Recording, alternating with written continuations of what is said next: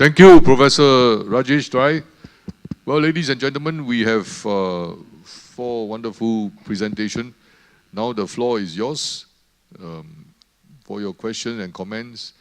Our public forum is designed to allow a free flow of ideas and questions across from the audience to our speakers, and as well as anyone from the Indian and Singapore delegation to the India-Singapore Strategic Dialogue to respond. So the only request I make is that as you present your questions or comments, be concise, go straight to the point, because we have about 30 minutes left, and we want to have as many opinions and inquiries as possible from you. Just give us a little bit about yourself, particularly where your name and where you come from. Who is going to start? Okay, Tarun Vijay. Yeah. You can just say a follower of Tarun Das. Yeah. Wow, Tarun Das, you have so many followers. Anyway, Mr. Vijay. Sir, I must congratulate the whole thing because it's the best forum and the most inspiring and the very, very wonderful opportunity for all of us to share our ideas, and thanks to Professor Sugatas. I have just one question and one suggestion. Netaji Subhash Chandra Bose, he started the first free government of India on 21st October 1943 in Singapore. Singapore for us is more than a country, it's a sacred land of our freedom movement, where we had the first Indian government established here. For everything, practical purposes, and in honesty and sincerity, Netaji Subhash Chandra Bose became India's first head of the state and free Indian government's first prime minister. So, can we have the 21st October as a day of India-Singapore Friendship Day? That is the permanent mark between India and Singapore. You spoke about Rabindranath Tagore. Can it be possible? You spoke about Rabindranath Tagore wonderfully. But we must also not forget that many, many other Indian spiritual leaders bound India and Singapore together. Like Swami Vivekananda came here in 1893, 12th June 1893. And we have a Ramakrishna mission here. In 1927, Arya Samaj was established here. One of my friends, Admiral Dhawan, who was a former naval chief in India, his father had come in 1927 to Singapore to establish DV College, DV School, and Arya Samaj. And similarly, we have a Swaminarayan, we have a Vivekananda Seva Sangh, and several other Indian organizations. So I think when we speak about the strategic dialogue, we must also recognize these cultural and spiritual organizations' contribution for India-Singapore Friendship. They form the basic foundation on which we create the edifice of our political and economic cooperation. And one more small fact. Singapore is a Sanskrit name, means the city of lion, the lion city. If you are the children of lion city, we Indians are children of the Lion River. Why? The name India is derived from river Indus and Sindhu. We are Indians and the country is India because there is a river called Indus. We are Hindu and the civilization's name is Hindu civilization because there is a name Sindhu. That is the basic source of our identity and of our name. The river Indus is known as the Lion River. It's a Singamukhi river. It's a Singamukhi river. So you are the children of a lion city, you are the children of Loyne River. Thank you. Oh, thank you. Professor Sukada, you want to say something? Yeah, thank you very much. Yes, of course, Swami Vivekananda visited Singapore, and what I did not have time to say was that Subhash Chandra Bose would often visit the Ramakrishna Mission in Singapore, meditate there, and come out rejuvenated. But as his very close aide, S.A. Iyer, has written in his book, Unto Him a Witness, Subhash Chandra Bose never spoke his God in public. He lived him. And his greatest achievement here was to unite Hindus, Muslims, Sikhs, Christians. In fact, when I talked about the INA Memorial, it was a Christian officer, Cyril John Stracey, who built it in record time. And in some ways, what was achieved at that point is very similar to the best features of Singaporean multiculturalism, after independence. And just one more point, Netaji Subhash Chandra Bose was very conscious that he was setting up a government outside India. So he was careful to say this was the provisional government of Azad Hind or Free India, and that the Indian people will choose the government of their choice once India was free. But I do agree with Mr. Vijay that it would be a wonderful idea to mark India-Singapore friendship on 21st October 1943, 2018, which will be the 75th anniversary of that historic moment in the Cathay Theatre of Singapore. Thank you. Thank you. Pani, are you going to say something similar on this line, or you have a different inquiry? If you are following up on these 2 points from Tarun and Sukata, you can say something now, before I pass the floor to the young lady waiting for her turn. Just a point of information.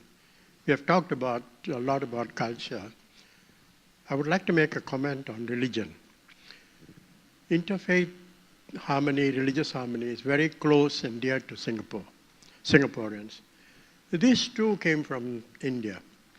In 1947, Maulana Siddiqui came to Singapore and suggested to a group of people, including Malcolm MacDonald, Dato' On bin Jaafar, to form an inter-religious organization.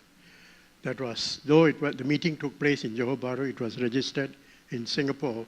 For the last 70 years, we have been practicing the socialization of religion. So we owe this too to somebody from India who came and suggested. It is one of the ingredients for Singapore's success story. Thank you. Thank you. Pani just stepped down as chair of this IRO, Inter-Religious Organization. So he's always reminding us about the interfaith characteristic of our Singaporean society. This lady has been waiting for some time. May I give the microphone to her? Thank you, Chairman. My name is Sojin Shin. I'm Korean national and working at the ISSD, one of the organizers of today's meeting. And I'm very happy with today's discussion, which I could learn a lot from India and ASEAN experience to build the bilateral or multilateral relationship as a Korean.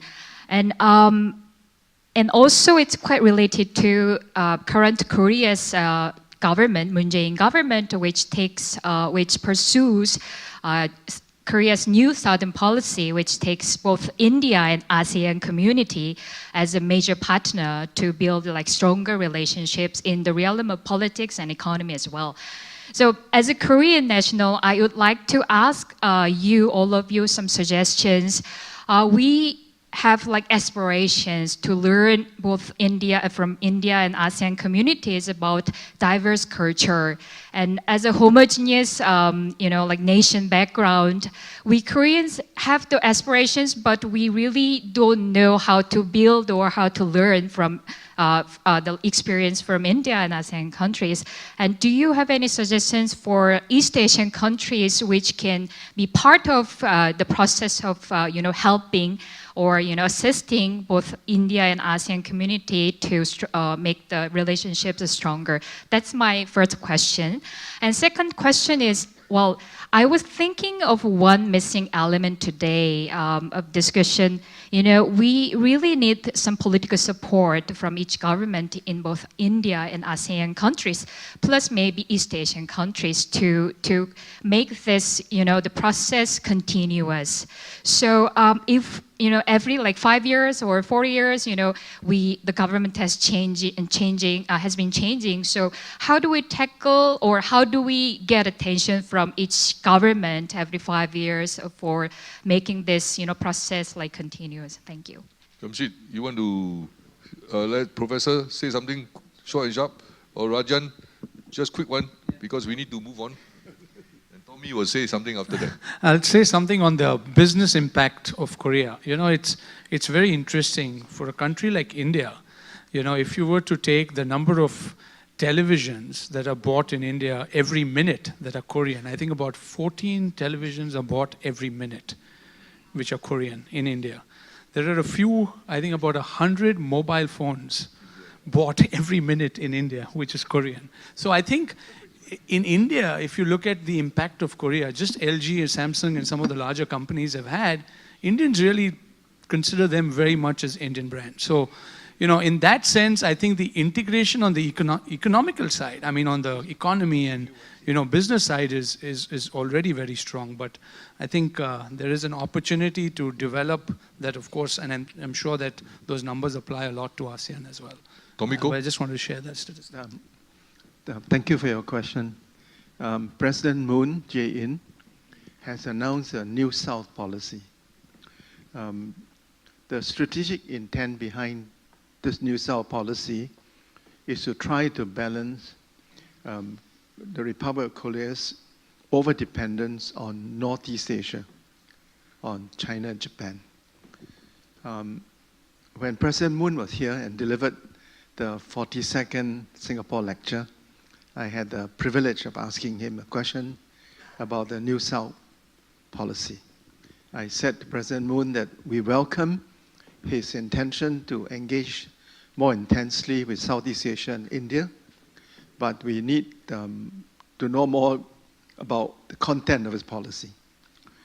But if I could make one point without offending you, and I said to President Moon that there needs to be a mindset change on the part of the South Korean leaders, which is that in the past, the South Korean leaders have regarded their relationship with ASEAN as a transactional one. And we need a mindset change so that South Korea will view their relationship with ASEAN as a long-term relationship. So I think the burden really is on your side. Our door is open.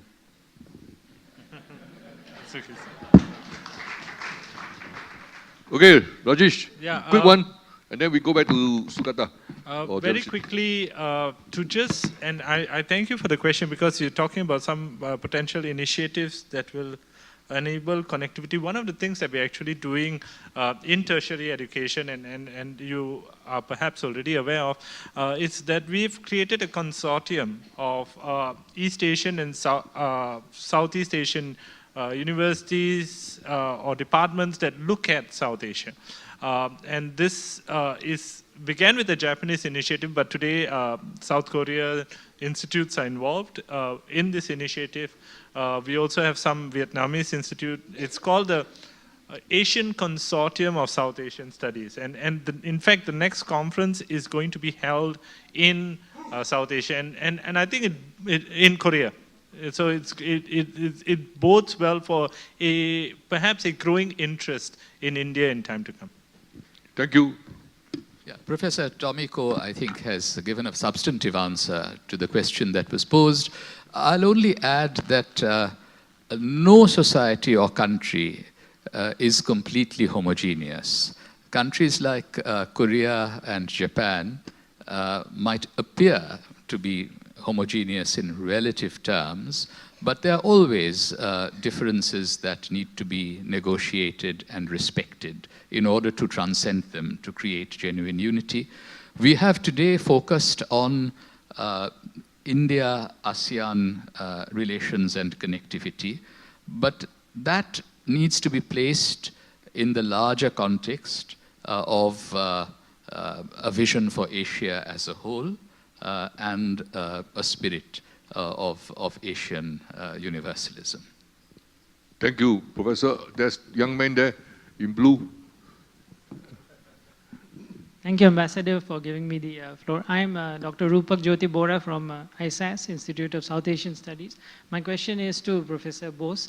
And I happen to be from Guwahati in Assam, and I've read your book on the Netaji book. I'm very glad to know that you were in Imphal recently for a lecture.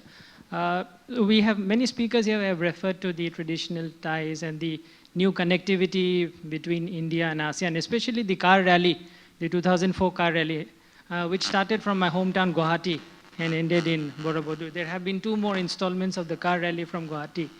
But frankly speaking, the representation from the northeastern governments, academia, press, ordinary people in this ASEAN-India linking process through Northeast India is very minimal. So my question to you, because of the historical connections also, and by the way, I've also lived for some time in Japan where I've seen Netaji's ashes at the Rinpoche temple.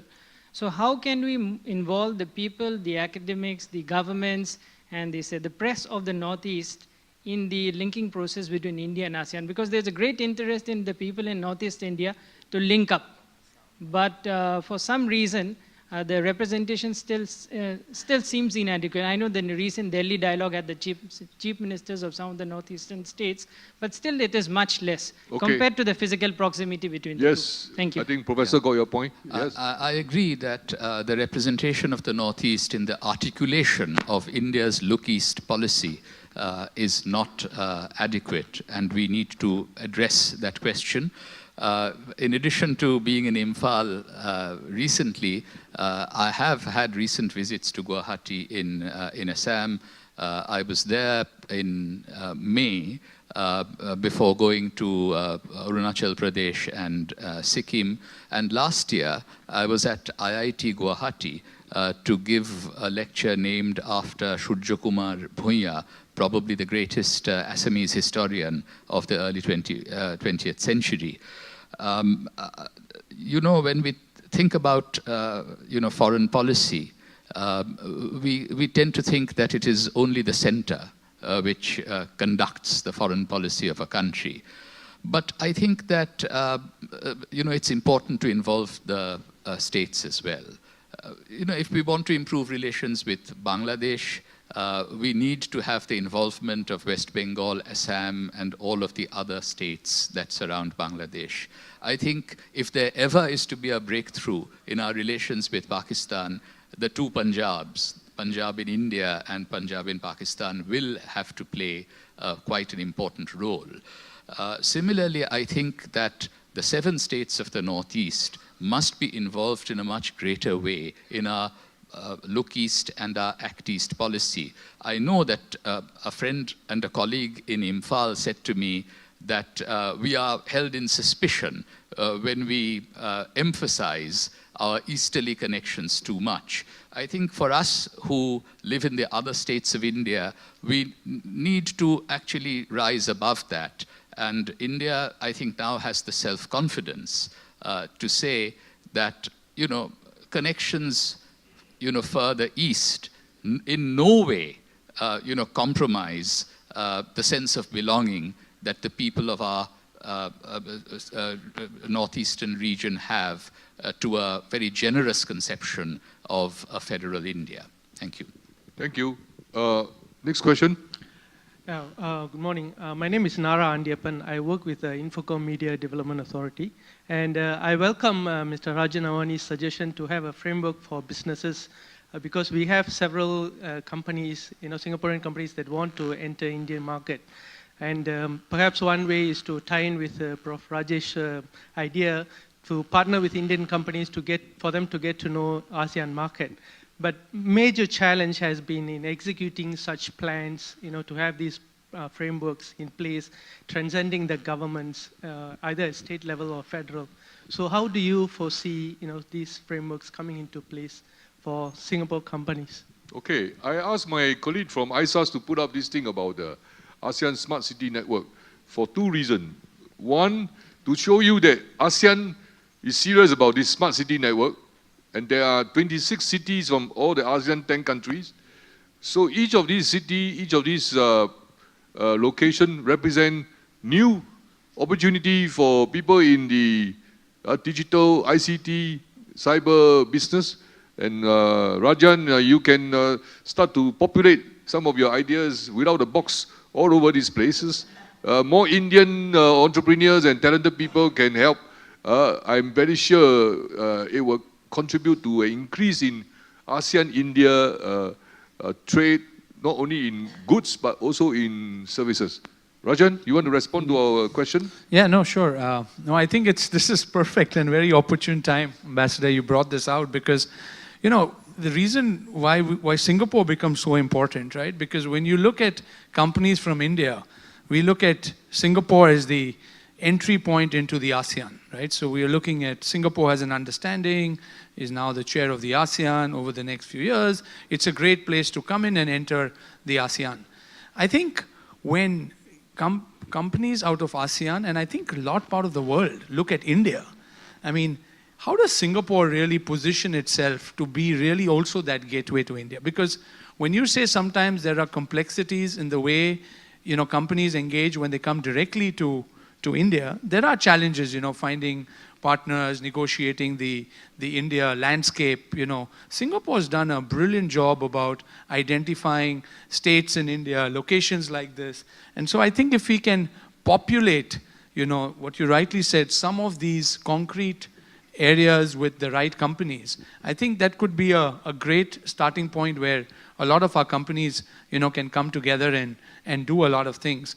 The second, thing about is also about the people, movement. So as that will enhance and increase, the comfort levels of our countries and really working within those, regions and areas will improve significantly. And I think that comes from tourism, it comes from education between, our two cultures, which also needs to move, in parallel, right, in education and many other areas. So I think this is a good starting point that you have identified, and somehow, it sounds a little funny, but Singapore becoming the gateway to ASEAN, but Singapore also becoming the gateway to India for the world, and really we use Singapore in a manner that can create some of these ecosystems from here. So those are the cities, but I must stress, this idea is not from Singapore alone.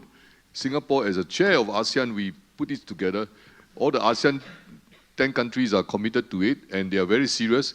And more importantly, following up on the earlier East Asian connection, the Japanese have committed substantial resources to follow this through. So, with South Korea interested, with Rajan and the Indian entrepreneurs and the Indian talented people in ICT sector, I think this is a very good platform for us to move things further. Okay, the lady over there, right? Yes, I think we better let her have it. Otherwise, I'll be choked up by the ladies. Thank you very much. Representing the assignments, just curious. We are a security firm. We would like to penetrate the Indian market. I share his sentiments. But yes, we are finding it a bit difficult, and we don't know where to start. We don't know how to. And would a middleman be really necessary? Okay, we got your point. Thank you. Don't just penetrate, stay. Stay. Okay. Thank you very much. Thank you. Is Jayesh here? Oh, you stepped out. Okay. So, you know that the Confederation of Indian Industry, CII, has an office in Singapore. And Mr. Jayesh is here somewhere. We'll catch him in a moment. And so you talk to him, and we will connect you to the CII network. in India. And Mr. Navani also can, can meet him after the meeting because he's well connected. Okay, that's easy one. Okay, next to you. We get over the table there. Short and sharp, come. Hi, my name is Prasad. I represent a Japanese company called Sumida Corporation, and we are going into India. I lead that initiative. I have a question for Mr. Navani, in fact, because what I have realized, some years in Japan, some years in Singapore and all, both sides actually have a resistance to failure. And that's something which I see the West does really better. Like they let you fail and come out of it, and you can still build something big. And innovation, in fact, as you can, you must be aware in the US and everywhere, there's a lot of failures that are connected. So can I have, and I would love also to get the other dignitaries' ideas on this, because I think this is an essential part of Asian culture, how we look at failure and how we look at coming up, because doing business, again, is connected to failure. That so one, we can write a whole book on it, no? Thank you. So we only got 2 minutes. Rajan? Yeah, no, just a quick one. No, you're absolutely right. And I think that's why, I said we got to just redefine the way we look at innovation. So when you're, relatively a poor country, you're getting up there, the risk-taking appetite is much lower. But I think today we are strong enough to be able to take risks that can challenge. Actually, as a matter of fact, we work very closely with Japan. And one of the things that is working, earlier Japan used to go directly to San Francisco, and you saw it in entertainment, Hollywood, and they realized that, it's not as easy culturally, etc. And it was relevant earlier. But today, partnerships with Japan, India, etc., and then going to the world are much stronger ways to take on, global companies. So I think the opportunities there, it's happening, and I think you're right. We have to recognize failure much better. But that I think is beginning to evolve. Actually, sorry, can I just give him a short response? Having lived so many years in America, one of America's strengths, which make America a land of opportunity, entrepreneurship, risk-taking, is the acceptance of failure. And honest failure in America is not stigmatized, Unlike here in Asia, but we're trying to learn from America. And here in Singapore, we try to emulate the American attitude towards failure, that if it's an honest failure, you will not be stigmatized. We will help you to rise up again and to try again. Yes. Okay, the man in coat, the handsome guy, is your CII representative here. Hello, Jess. Business for you. You just take a bow. This is a handsome man. Talk to him. Yeah. We want some information on how to get into India. So why don't you join us, Jayesh? Don't sit outside. Yeah, come and join here. Anyway, this thing about failure, Japanese are good at it. They take the failure and run with it. They have a lousy thing called the Indian curry. Then now they become so good called Japanese curry rice. And when I asked the Japanese what happened, they claim that it has to do with Mr. Bosch. When he went to Japan, he needed curry, and the Japanese couldn't fix him a nice Indian curry, so they give him this terrible thing called the Japanese curry, and now everywhere in the world they have the Japanese curry rice. Yeah, so I think there's hope. I must disagree with my chairman and say that we should not badmouth Japanese curry. Yeah, I mean, it has, it's like Ramayana, It is adopted curry and reinvented it to suit Japanese taste. And it's a distinct variety of curry. There are actually some crazy Singaporeans who prefer Japanese curry to Indian curry. Me? I eat Japanese curry at least once a week because it's milder and my terrible stomach can take it better. So I'm not bad-mouthing Japanese curry, but I'm just telling you how the Japanese took something that is not perfect and they ran with it and they become very famous. Okay, there was somebody here just now. Want to ask another question? Who is it? Hey, now Japanese curry, we are talking of lunch and we have all forgotten. Any more? One more shot at it? Anybody else? If not, I think it would be fair of me to ask Jamshid to say something. And then maybe we'd ask our guru here, Tarun Das, to say something, since he is the guy who hatched this thing about the India-Singapore strategic dialogue from the time when he was at CII. So, why don't we ask him first? Yeah. Okay. Amy, you want to say something? Okay. One more question for this young lady here. Where is the microphone? Hey. Just because I said lunch, all of you switch off already. Sorry, hi. Hello, I'm Amy Amrita Daga from Temasek Polytechnic. And I think for commerce, connectivity and culture between these two regions, India as well as ASEAN, the youth have to be engaged. We haven't discussed enough about youth engagement, perhaps, but they are going to be the leaders of tomorrow. I'm looking after India engagement for Temasek Polytechnic, and I would love to have a chat, if possible, after this session with Mr. Godrej as well as Mr. Navani, if possible, to see how we can work more closely to get youth of these two areas engaged with each other. Yeah. Just a quick comment on that, which is that one of the programs that's closely working with CII is called YI, Young Indians. And YI actually, is the whole idea is to involve youth in nation building. And so this is a good way to, and Rajan is well connected with them. Tarun, you want to say something? Yeah, I just Please face the audience. One new initiative which is happening between ASEAN and India.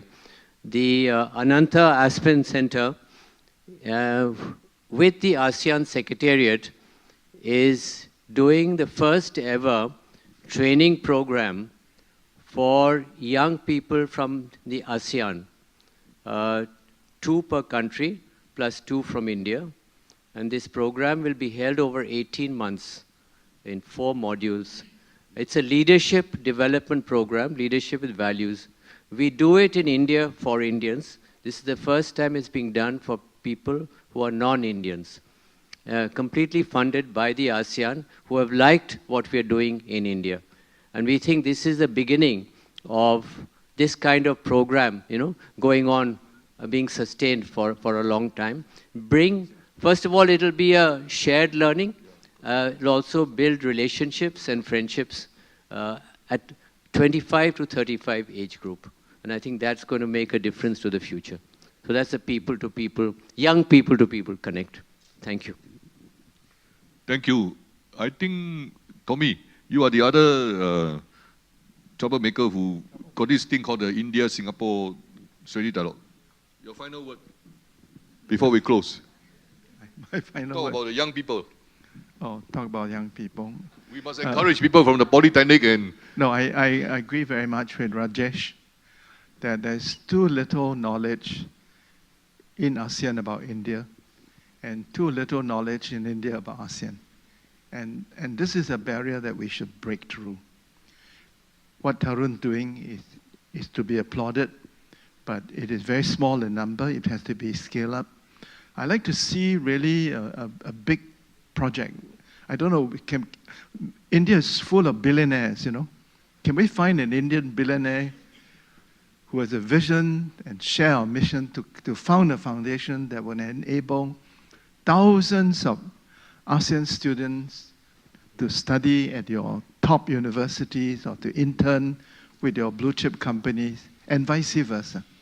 We need to build these human bridges that connect our 2 countries. And I think we need to do the same at the scholarly level. As Rajesh said, in some university in India, of the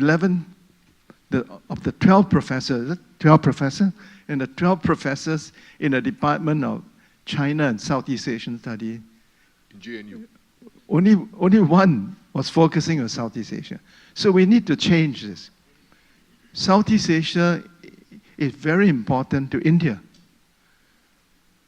And India is very important to us. And I want to see this, the promotion of Southeast Asian studies in India and the promotion of Indian studies in Southeast Asia. So I hope, Chairman, that this is something that CII, I think you're a billionaire, right? So maybe you can, no. Jamshid always tell me he may be from a very billionaire family, but he is a very poor man. According to the movie which I just saw, there are a lot of crazy rich Asians. So we need some crazy rich Asians. They don't say too much. They will arrow it back to Singaporeans. to share our vision, and to do something important and a paradigm change. Yeah. Okay, I think we better bring this proceeding to a close. But since my two elected representatives from Singapore are here, Vikram and Gan, you want to say anything, no? To close it. I'm a very politicized man. I must look after my politician. Just 1 minute, 1 minute. 1 minute. Oh. Okay. I think I should also thank Professor Tomiko for actually inviting me into this forum. I think probably about, is it 3 years ago? Time really flies. For me, it's been an educational journey, and I think it's also been useful coming here, listening. I've participated in a number of the forums as well. But I think, this sharing of knowledge and ideas, I think, is very important. I think some have shared frustration of what happens after all this talking. Certainly, as far as politicians go, this talking infects our ideas, and where we can do things, we do that. But I think for relationships to build, we need multiple levels of connection. So I think like today's forum, we have students. That's obviously the next generation. You may take up leadership positions. We have journalists. We have civil servants, retired military people. And I think the more levels at which we have the connections, and if each person does their part, I think that's how the relationship really grows. So hopefully after this dialogue, I don't think we need a lot of bureaucracy to keep these things going, but each of us leaders in our own areas can probably push things in the way we can to build these bridges between ASEAN and India. And we'll certainly do our part on the parliamentary front. Thank you very much. Thank you. Gun? Thank Chairman and Co-Chairman. In fact, this is the first time I was invited to attend. I feel very honored. In fact, since yesterday I attended, I found that it's actually very beneficial. Right? No wonder you have 11. This is the 11 series area, right? And I find it very useful because a lot of views are being exchanged, be it political, be it cultural, be it in all fronts. And I find that, in fact, India and Singapore have enjoyed a long, I would say, a very close relationship, and also ASEAN. In fact, next week, we are going to have an ASEAN interparliamentary meeting. And India, as usual, is our traditional dialogue partners, and it's very critical. And we can stay together. And I'm also excited by the ASEAN Smart City because this year, Singapore being the chair, and this is also the team, right, that we are driving. And I hope India can work with ASEAN closely, especially also with Singapore, and work together for the benefit of the whole region. And I see the future is definitely in Asia, right? India is a very important partner in Asia, not just China. Right, so we look forward to more such dialogue and exchanges together. Thank you. Thank you. Okay, now I pass the microphone back to Jamshid. There is a small little thing that he has to announce, right? Jamshid, sir.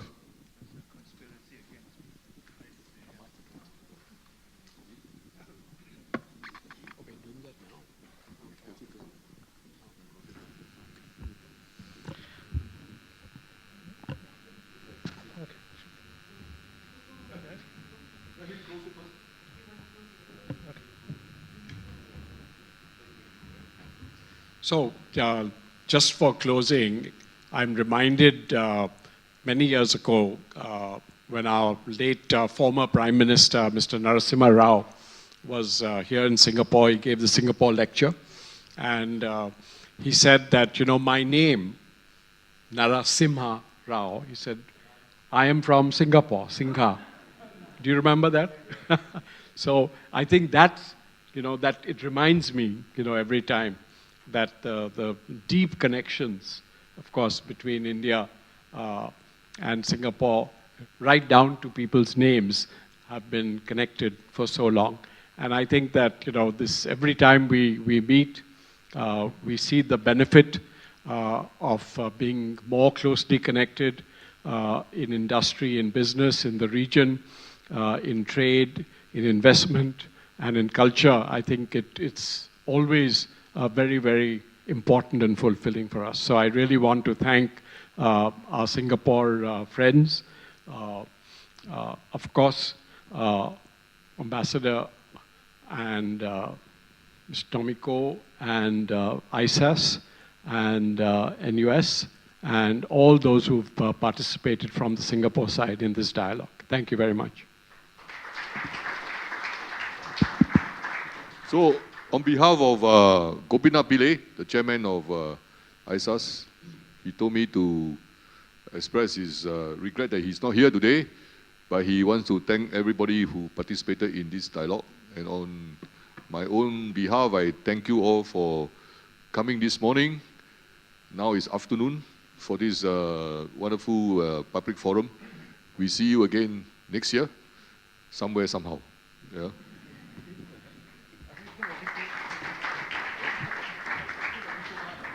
Thank you, Mr. Godrej and Ambassador Ong. May I now request Mr. Godrej, Ambassador Ong, and Professor Ko to remain on stage while the other panelists return to their seats.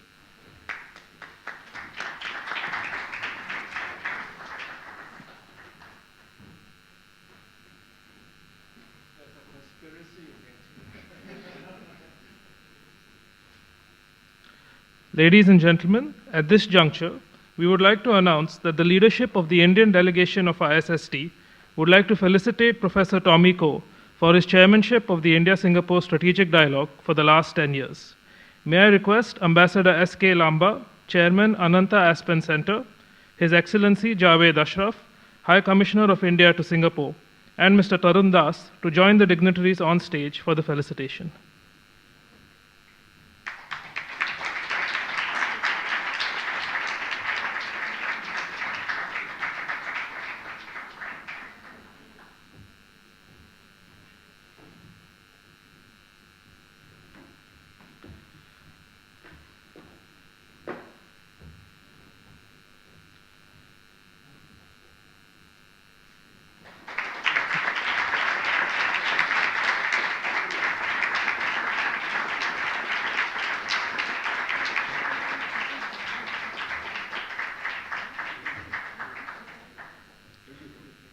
I invite Mr. Godrej, co-chairman of the 11th ISSD, to say a few words.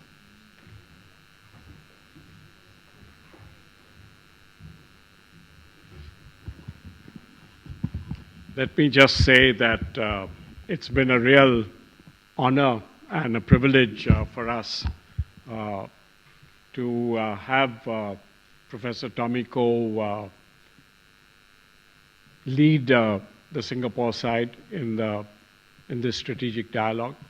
I think it's not just his humor and humanness, but his deep sense of belonging in the region and a deeper desire, I think, to make sure that this relationship between India and Singapore and the region is made only stronger. And Tommy, you have led this dialogue, and we really do appreciate it very much, your leadership. I think we've achieved so much together.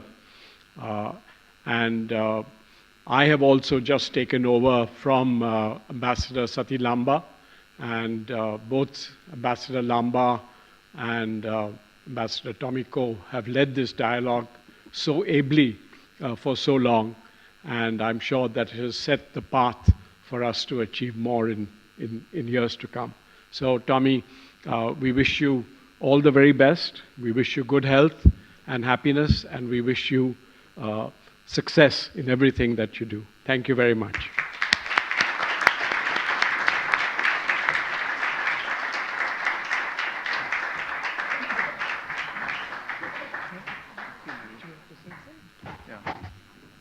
I think I should defend myself. I'm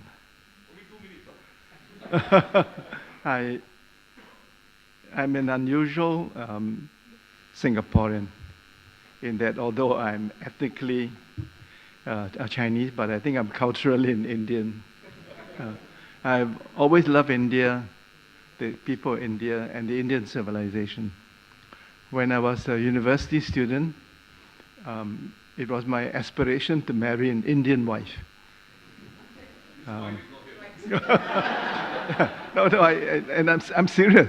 I actually started a campaign when I was a university student in favor of interracial marriage. Yes, and the then Prime Minister, Mr. Lee Kuan Yew, called me up one day and scolded me and said, "What are you trying to do?" I say, "I'm trying to bring our multiculturalism to its sweet conclusion." And I actually had a Bengali girlfriend once. And and my Bengali girlfriend's mother was very impressed by me. Because being a Chinese, I knew more about the movies of Satyajit Ray, the poetry of Tagore, Indian music than her English-sized daughter. But my love story did not end well for me. In that she found a better suitor and married somebody else. But I continue to love India. And I want to say to my Indian friends today that I sometimes feel that I have more optimism about the future of India than the Indians do about their own country. I feel that I have more confidence in your companies, in your talented people, your ability to compete in the world than you have in yourselves. So my final word for you is, my good friends of India, you have such talented people in India. You have blue chip companies. You have great institutions, IIT, IIN. You need not fear the world. My appeal to you is, open up India to the world. And the world will welcome you. Your companies will rise to the challenge and be globally competitive. We want India to be a global power for good. Thank you.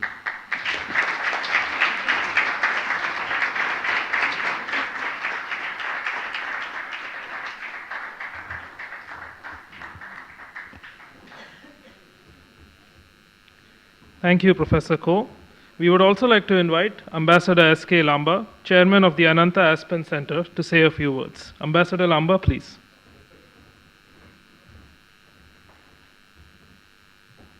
Friends, I think it's not appropriate to say anything after Tommy and Jamshed have spoken, but Tommy, I want you to know that this was an unplanned, as you know, so what comes are some random thoughts straight from the heart.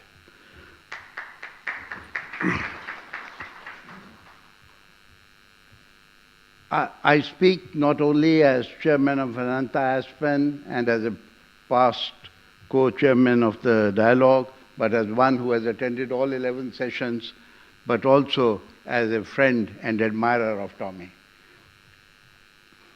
You know, my colleagues here will tell you, those who have known me, that I have been known for 10 points. All my assessments, my articles, speeches carried 10 points, till I met a man called Tommy Ko.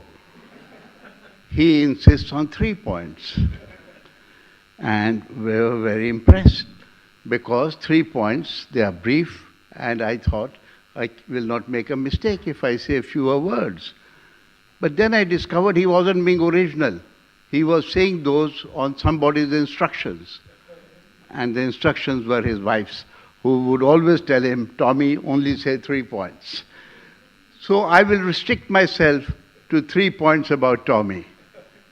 One is vision, that is the art of seeing what is invisible to others. He is like a visionary. And even in what he spoke today, he told us about how we should undertake strategically the problems in future.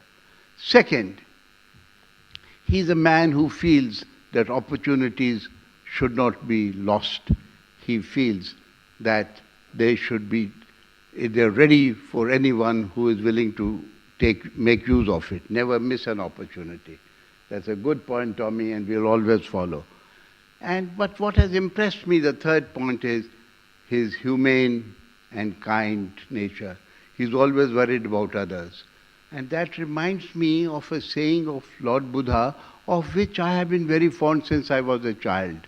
That is, that if you light a candle it will sometime also brighten, for somebody else, it will brighten your path. Tommy, you have lit many candles, and may they continue to brighten you. Well, on behalf of your Indian friends, may I wish Tommy Ko Padma Shri good health and continued success. Thank you.